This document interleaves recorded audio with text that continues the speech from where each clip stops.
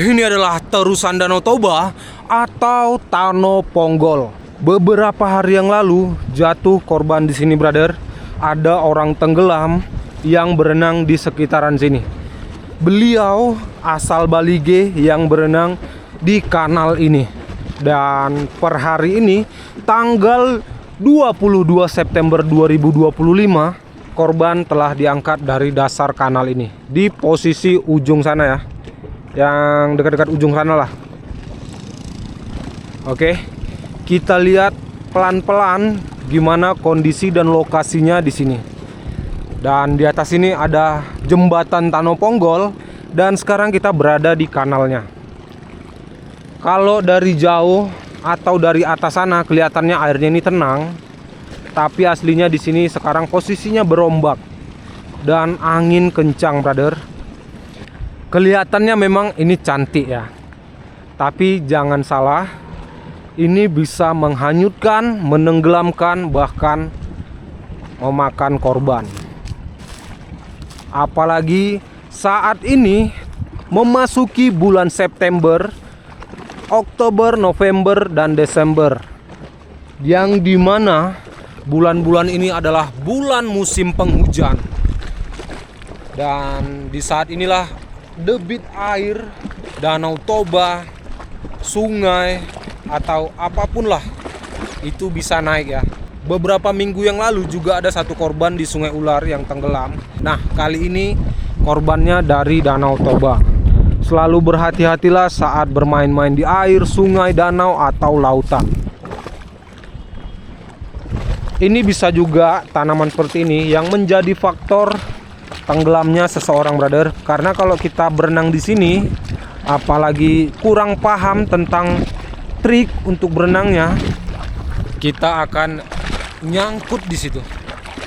Walaupun kita udah berusaha keras menggerakkan kaki dan tangan dengan cepat, semakin cepat kita bergerak, maka kaki dan tangan akan semakin terlilit di tanaman-tanaman yang tumbuh dari dasar Danau Toba ini.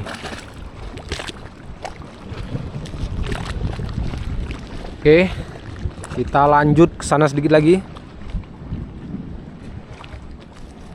Aku udah beberapa kali mendengar tentang orang tenggelam di Tano Ponggol ini, dan ini yang kedua lah.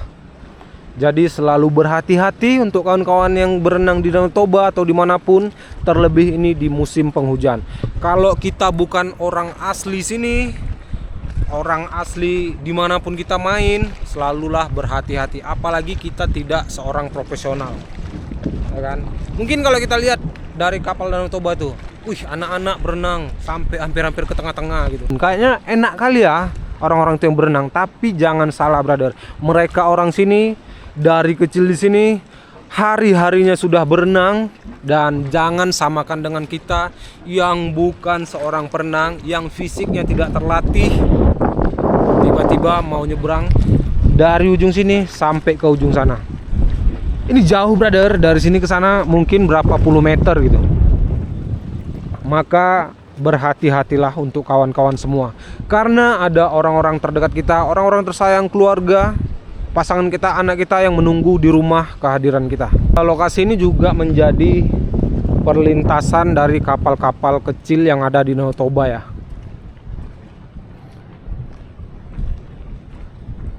Ada 2 korban yang tenggelam di sini. Dan terakhir tadi jam 10 pagi tanggal 22 September 2025 telah diangkat. Dan satu hal lagi, air Danau Toba ini sangat dingin. Kita pegang di permukaannya, mungkin dingin. Tapi semakin masuk ke dalam, semakin jauh ke bawah, air Danau Toba itu semakin dingin.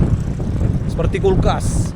Karena kalau zaman-zaman dulu, puluhan tahun yang lalu, opung-opung kita di sini menjadikan Danau Toba sebagai kulkas alami untuk pengawet ikan, daging, dan bahan makanan lainnya agar tidak busuk.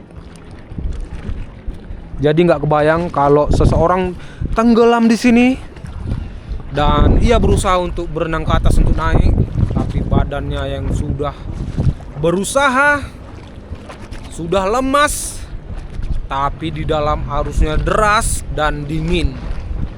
Wow. Maka sayangilah dirimu, lihat kondisi badanmu, dan ingat keluarga di rumah atau siapapun yang menanti.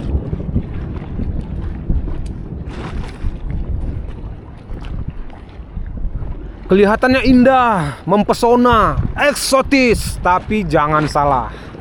Sekali lagi, tapi jangan salah. Jika kita tidak kuat badan, ya udah, kita cukup di pinggiran seperti ini aja.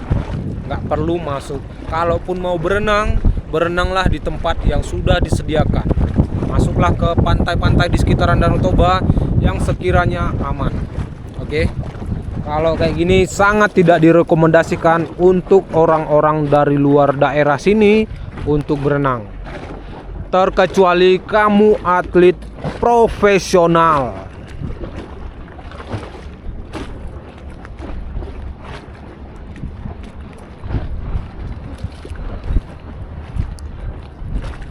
Nah, di sekitaran sini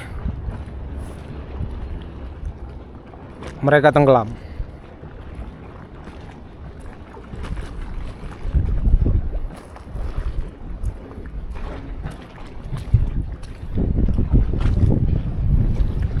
Memang keindahannya ini luar biasa sekali ya.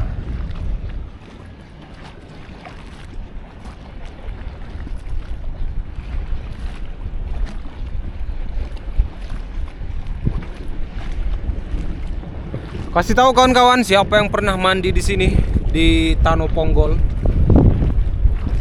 Ya selalu berhati-hatilah.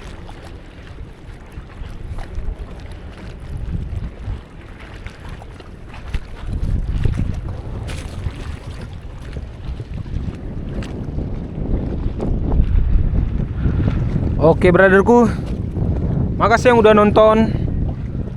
Sekali lagi selalu berhati-hati bermain-main di wisata air, apalagi di tempat perairan yang bukan menjadi bagian dari wisata-wisata pemandian.